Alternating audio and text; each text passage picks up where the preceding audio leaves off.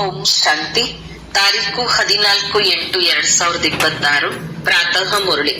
ಮಧುರ ಮಕ್ಕಳೇ, ಪ್ರತಿನಿತ್ಯವೂ ತಮ್ಮೊಂದಿಗೆ ತಾವು ಕೇಳಿಕೊಳ್ಳಿ, ನಾನಾತ್ಮ ಎಷ್ಟು ಶುದ್ಧನಾಗಿದ್ದೇನೆ.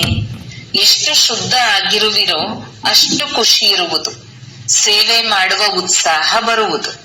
ಪ್ರಶ್ನೆ: ವಜ್ರ ಸಮಾನ ಶ್ರೇಷ್ಠರಾಗುವ ಪುರುಷಾರ್ಥ ಏನು? ಉತ್ತರ: ಆತ್ಮ ಅಭಿಮಾನಿಯಾಗಿರಿ.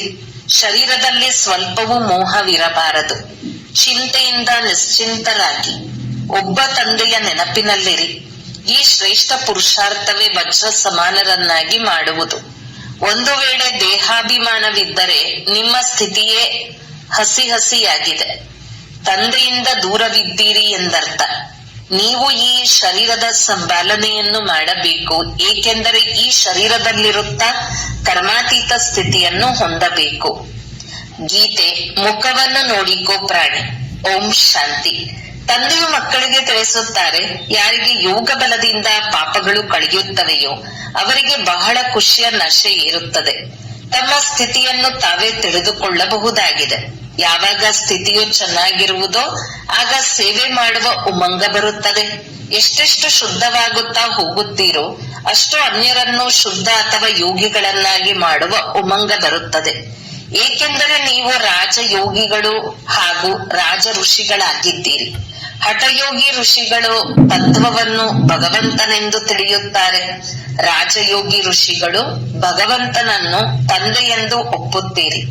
ತತ್ವವನ್ನು ನೆನಪು ಮಾಡುವುದರಿಂದ ಅವರ ಪಾಪಗಳು ಭಸ್ಮವಾಗುವುದಿಲ್ಲ. ತತ್ವದ ಜೊತೆ ಯೋಗವನ್ನು ಇಡುವುದರಿಂದ ಯಾವುದೇ ಬಲ ಸಿಗುವುದಿಲ್ಲ. ಯಾವುದೇ ಧರ್ಮದವರು ಯೋಗದ ಅರ್ಥವನ್ನು ತಿಳಿದುಕೊಂಡಿಲ್ಲ. ಆದ್ದರಿಂದ ಯಾರೂ ಸಹ ಸತ್ಯ ಯೋಗಿಗಳಾಗಿ ಹಿಂತಿರುಗಿ ಹೋಗಲು ಸಾಧ್ಯವಿಲ್ಲ. ಈಗ ನೀವು ಮಕ್ಕಳು ತಮ್ಮ ಸ್ಥಿತಿಯನ್ನು ಅರಿತುಕೊಳ್ಳಬಲ್ಲಿರಿ. ಆತ್ಮವು ತಂದೆಯನ್ನು ಎಷ್ಟು ನೆನಪು ಮಾಡುವುದೋ ಅಷ್ಟು ಖುಷಿ ಇರುವುದು. ತಮ್ಮ ಪರಿಶೀಲನೆ ಮಾಡಿಕೊಳ್ಳಬೇಕು. ಮಕ್ಕಳು ಸಹ ಒಬ್ಬರು ಇನ್ನೊಬ್ಬರ ಸ್ಥಿತಿಯನ್ನು ಮತ್ತು ತನ್ನ ಸ್ಥಿತಿಯನ್ನು ತಿಳಿದುಕೊಳ್ಳಬಹುದು. ನೋಡಿಕೊಳ್ಳಿ, ನನಗೆ ಶರೀರದಲ್ಲಿ ಅಭಿಮಾನವಂತೂ ಇಲ್ಲವೇ? ದೇಹಾಭಿಮಾನವಿದ್ದರೆ ತಿಳಿದುಕೊಳ್ಳಿ, ನಾನು ಬಹಳ ಹಸಿಯಾಗಿದ್ದೇನೆ. ತಂದೆಯಿಂದ ಬಹಳ ದೂರವಿದ್ದೇನೆ. ತಂದೆಯು ಆದೇಶ ನೀಡುತ್ತಾರೆ, ಮಕ್ಕಳೇ, ನೀವೀಗ ವಜ್ರ ಸಮಾನ ಆಗಬೇಕು. ತಂದೆಯು ದೇಹಿ ಅಭಿಮಾನಿಯನ್ನಾಗಿ ಮಾಡುತ್ತಾರೆ. ತಂದೆಗೆ ದೇಹಾಭಿಮಾನ ಆಗುವುದಿಲ್ಲ. ಮಕ್ಕಳಿಗೆ ದೇಹಾಭಿಮಾನ ಬರುತ್ತದೆ. ತಂದೆಯ ನೆನಪಿನಿಂದ ನೀವು ದೇಹಿ ಅಭಿಮಾನಿಗಳಾಗುತ್ತೀರಿ ಅಂದಾಗ ನಾವು ಎಷ್ಟು ಸಮಯ ನೆನಪು ಮಾಡುತ್ತೇವೆ ಎಂದು ತಮ್ಮ ಪರಿಶೀಲನೆ ಮಾಡಿಕೊಳ್ಳುತ್ತಾ ಇರಿ.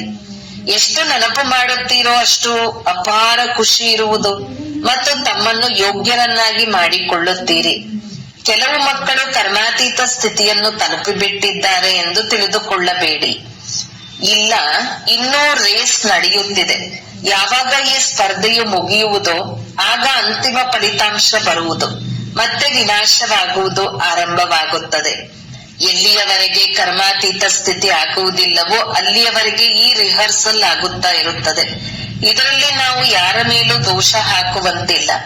ಅಂತಿಮದಲ್ಲಿಯೇ ಎಲ್ಲರದು ಅರ್ಥವಾಗುತ್ತದೆ. ಈಗಂತೂ ಸ್ವಲ್ಪ ಸಮಯ ಉಳಿದಿದೆ. ಈ ದಾದರವರು ಹೇಳುತ್ತಾರೆ, ಮಧುರ ಮಕ್ಕಳೇ, ಇನ್ನೂ ಸ್ವಲ್ಪ ಸಮಯವಿದೆ. ಈಗಲೇ ಯಾರೂ ಕರ್ಮಾತೀತ ಸ್ಥಿತಿಯನ್ನು ಹೊಂದಲು ಸಾಧ್ಯವಿಲ್ಲ.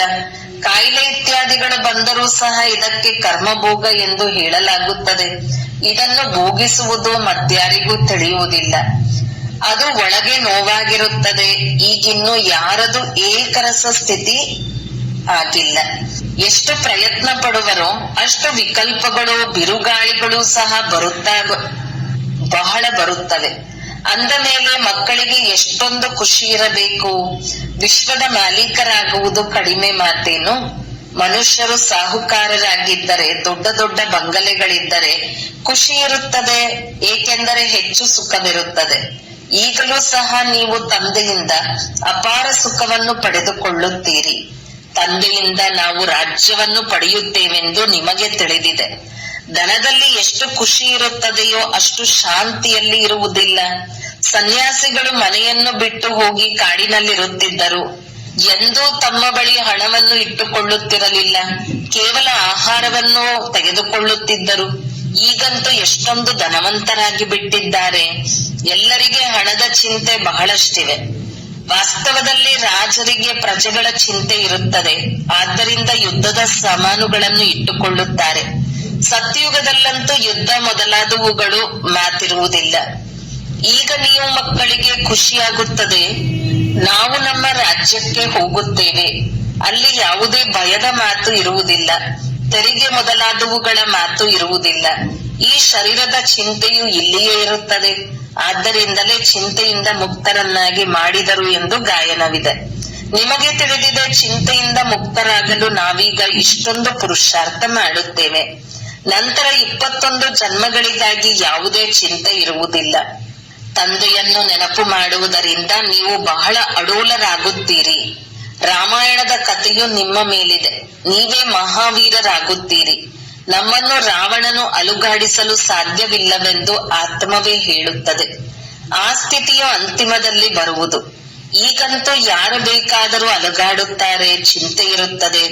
ಯಾವಾಗ ವಿಶ್ವದಲ್ಲಿ ಯುದ್ಧವಾಗುವುದೋ ಆಗ ಇನ್ನೂ ಸಮಯ ಬಂದು ಬಿಟ್ಟಿದೆ ಎಂದು ತಿಳಿದುಕೊಳ್ಳುತ್ತಾರೆ.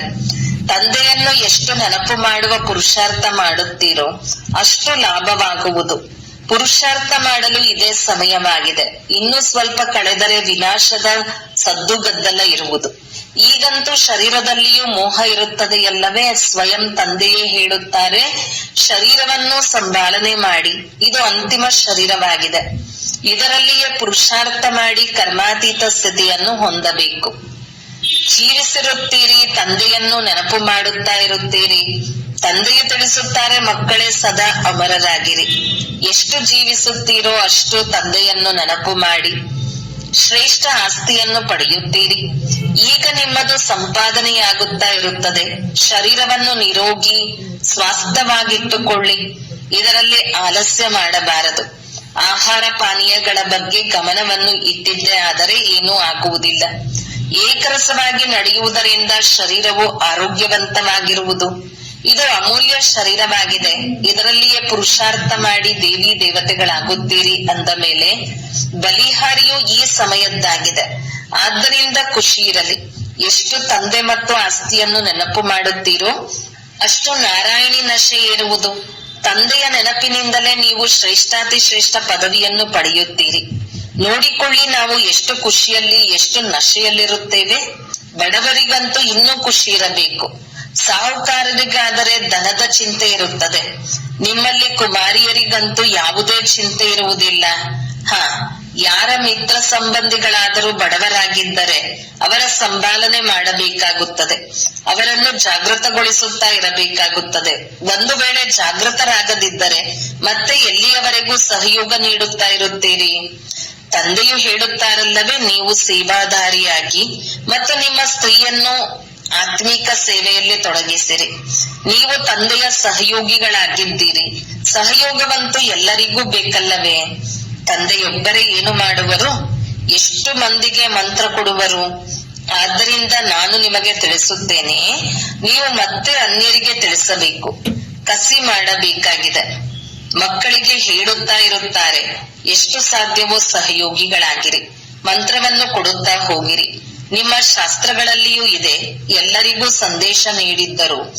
ತಂದೆಯು ಬಂದಿದ್ದಾರೆ. ಆಸ್ತಿಯನ್ನು ಪಡೆದುಕೊಳ್ಳಬೇಕೆಂದರೆ ತಂದೆಯನ್ನು ನೆನಪು ಮಾಡಿ, ದೇಹದಾರಿಗಳನ್ನು ನೆನಪು ಮಾಡಬೇಡಿರಿ.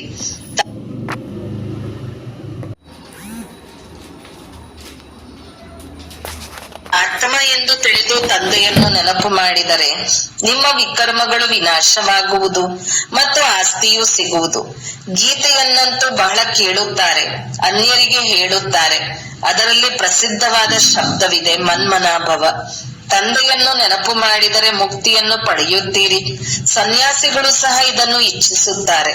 ಮಧ್ಯಾಜೀಭವ ಎಂದರೆ ಜೀವನ್ಮುಕ್ತಿ.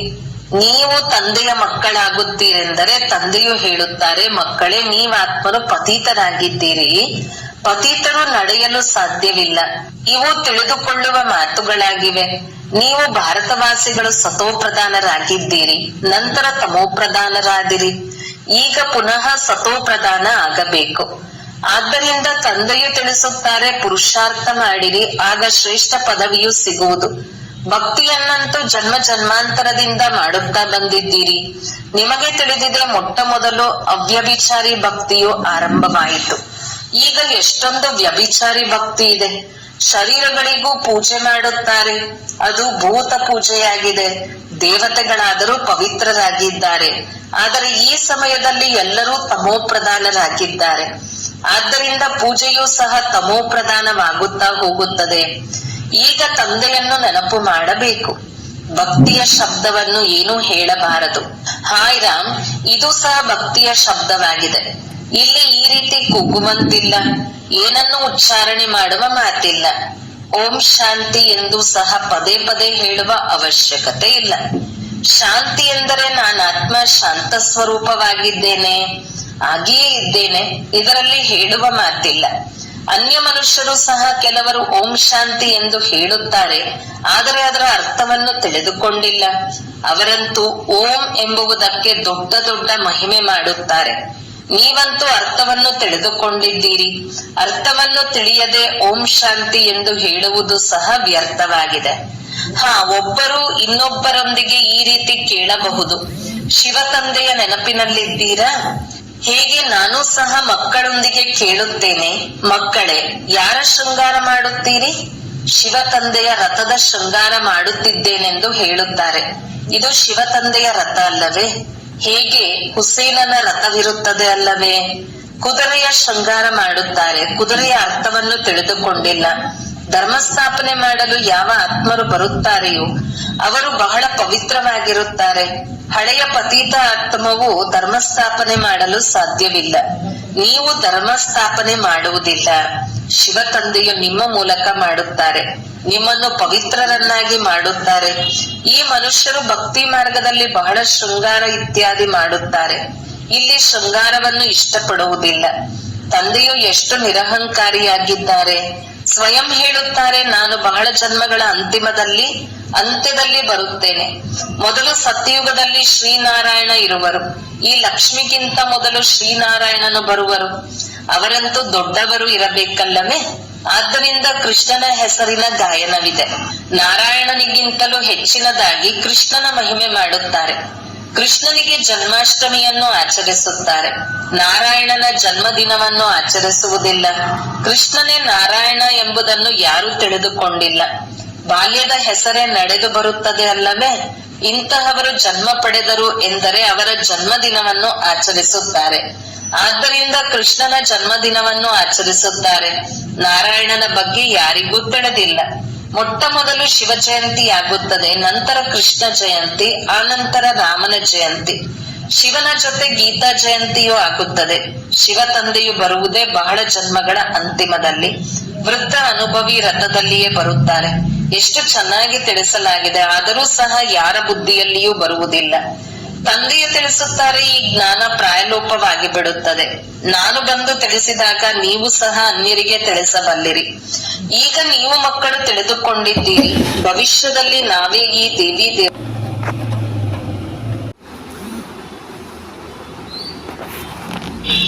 ಬ್ರಹ್ಮ ತಂದೆಯು 2-3 ಪ್ರಕಾರದ ಸಾಕ್ಷಾತ್ಕಾರ ಮಾಡಿದ್ದರು. ಈ ರೀತಿ ಆಗುತ್ತೇನೆ, ಕಿರೀಟಧಾರಿ ಆಗುತ್ತೇನೆ ಎಂದು.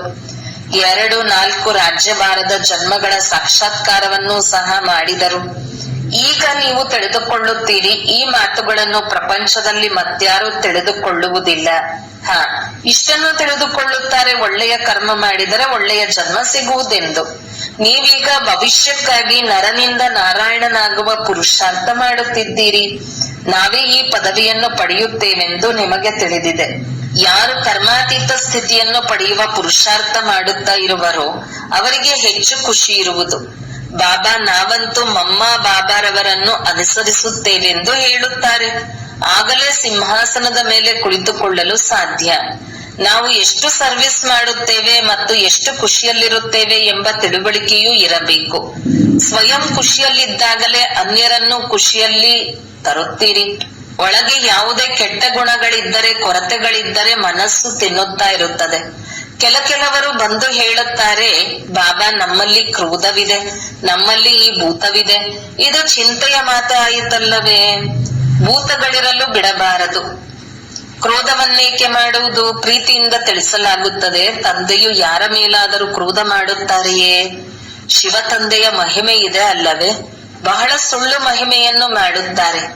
ನಾನು ಏನು ಮಾಡುತ್ತೇನೆ, ಬಂದು ಪತೀತರಿಂದ ಪಾವನ ಮಾಡಿ ಎಂದು ಹೇಳುತ್ತಾರೆ.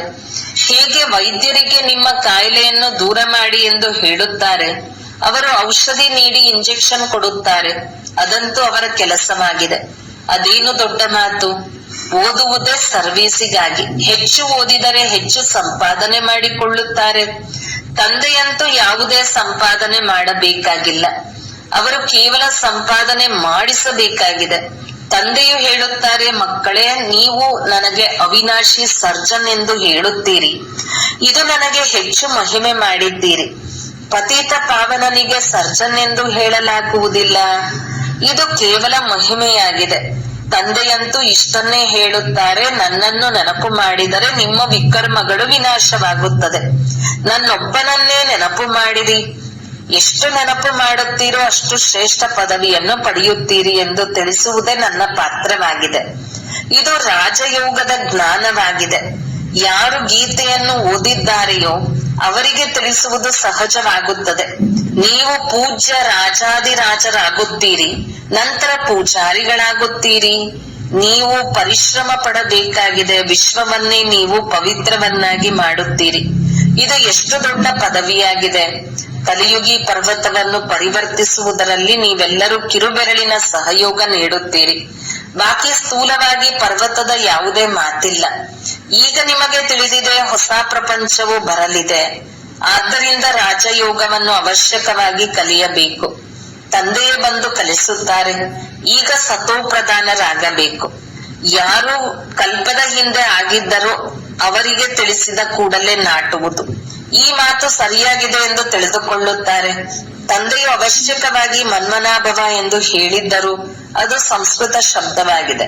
ತಂದೆಯಂತೂ ನನ್ನನ್ನು ನೆನಪು ಮಾಡಿ ಎಂದು ಹಿಂದಿ ಭಾಷೆಯಲ್ಲಿ ಹೇಳುತ್ತಾರೆ.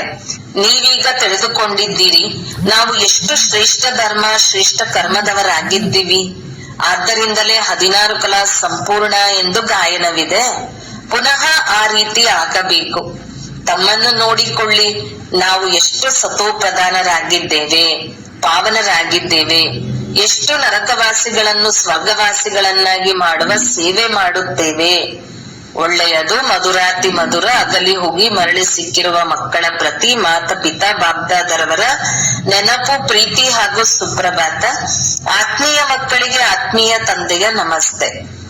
ಧಾರಣೆಗಾಗಿ ಮುಖ್ಯ ಸಾರ: ತಂದೆಯ ಸಮಾನ ನಿರಹಂಕಾರಿಯಾಗಬೇಕು. ಈ ಶರೀರದ ಸಂಭಾಲನೆ ಮಾಡುತ್ತಾ ಶಿವ ತಂದೆಯನ್ನು ನೆನಪು ಮಾಡಬೇಕು. ಆತ್ಮಿಕ ಸೇವೆಯಲ್ಲಿ ತಂದೆಗೆ ಸಹಯೋಗಿ ಆಗಬೇಕು. 2. ಒಳಗೆ ಯಾವುದೇ ಭೂತವಿರಲು ಅನುಮತಿ ಕೊಡಬಾರದು. ಎಂದು ಯಾರ ಮೇಲೂ ಕ್ರೋಧ ಮಾಡಬಾರದು. ಎಲ್ಲರೊಂದಿಗೆ ಬಹಳ ಪ್ರೀತಿಯಿಂದ ನಡೆದುಕೊಳ್ಳಬೇಕು. ಮಾತಾಪಿತರನ್ನು ಅನುಸರಿಸಿ ಸಿಂಹಾಸನಾಧೀಶರಾಗಬೇಕು. ವರದಾನ: ಸ್ವಾರ್ಥ ಶಬ್ದದ ಅರ್ಥವನ್ನು ತಿಳಿದುಕೊಂಡು ಸದಾ ಏಕರಸ ಸ್ಥಿತಿಯಲ್ಲಿ ಸ್ಥಿತರಾಗುವ ಸಹಜ ಪುರುಷಾರ್ಥಿ ಭವ. ವರ್ತಮಾನದಲ್ಲಿ ಒಬ್ಬರು ಇನ್ನೊಬ್ಬರಲ್ಲಿ ಯಾವ ಸೆಳೆತವಿದೆಯೋ ಅದು ಸ್ನೇಹದಿಂದಿಲ್ಲ, ಆದರೆ ಸ್ವಾರ್ಥದಿಂದ ಇದೆ. ಸ್ವಾರ್ಥದ ಕಾರಣ ಸೆಳೆತವಿದೆ ಮತ್ತು ಸೆಳೆತದ ಕಾರಣ ನಿರ್ಲಿಪ್ತರಾಗಲು ಸಾಧ್ಯವಾಗುತ್ತಿಲ್ಲ. ಆದ್ದರಿಂದ ಸ್ವಾರ್ಥ ಶಬ್ದದ ಅರ್ಥದಲ್ಲಿ ಸ್ಥಿತರಾಗಿ ಬಿಡಿ. ಆದ್ದರಿಂದ ಸ್ವ ಅರ್ಥದ ಶಬ್ದದ ಅರ್ಥದಲ್ಲಿ ಸ್ಥಿತರಾಗಿ ಬಿಡಿ. ಅರ್ಥಾತ್ ಮೊದಲು ಸ್ವಯಂನ ರಥವನ್ನು ಸ್ವಾಹ ಮಾಡಿರಿ. ಈ ಸ್ವಾರ್ಥವು ಸಮಾಪ್ತಿಯಾಯಿತೆಂದರೆ ನಿರ್ಲಿಪ್ತರಾಗುತ್ತೀರಿ. ಈ ಒಂದು ಶಬ್ದದ ಅರ್ಥವನ್ನು ತಿಳಿಯುವುದರಿಂದ ಸದಾ ಒಬ್ಬರಲ್ಲಿಯೇ ಸ್ಥಿತರು ಮತ್ತು ಏಕರಸ ಸ್ಥಿತಿಯವರು ಆಗಿಬಿಡುತ್ತೀರಿ. ಇದೇ ಸಹಜ ಪುರುಷಾರ್ಥವಾಗಿದೆ. ಸ್ಲೋಗನ್: ಫರಿಷ್ಠ ರೂಪದಲ್ಲಿ ಇರುವುದರಿಂದ ಯಾವುದೇ ವಿಘ್ನಗಳು ತನ್ನ ಪ್ರಭಾವವನ್ನು ಬೀರಲು ಸಾಧ್ಯವಿಲ್ಲ. ಅವ್ಯಕ್ತ ಸೂಚನೆ: ಅಪವಿತ್ರತೆಯ ಬೀಜವನ್ನು ಸಮಾಪ್ತಿ ಮಾಡಿ ಸಂಪೂರ್ಣ ಸ್ವಚ್ಛ ಪವಿತ್ರ ಆಗಿರಿ. ಸಂಪೂರ್ಣ ಪವಿತ್ರತೆ ತಾವು ಬ್ರಾಹ್ಮಣರ ಶೃಂಗಾರ ಆಗಿದೆ. ಸದಾ ಶೃಂಗಾರ ಮಾಡಿಕೊಂಡಿರುವಂತಹ ಮೂರ್ತಿ, ಅರ್ಥಾತ್ ಸದಾ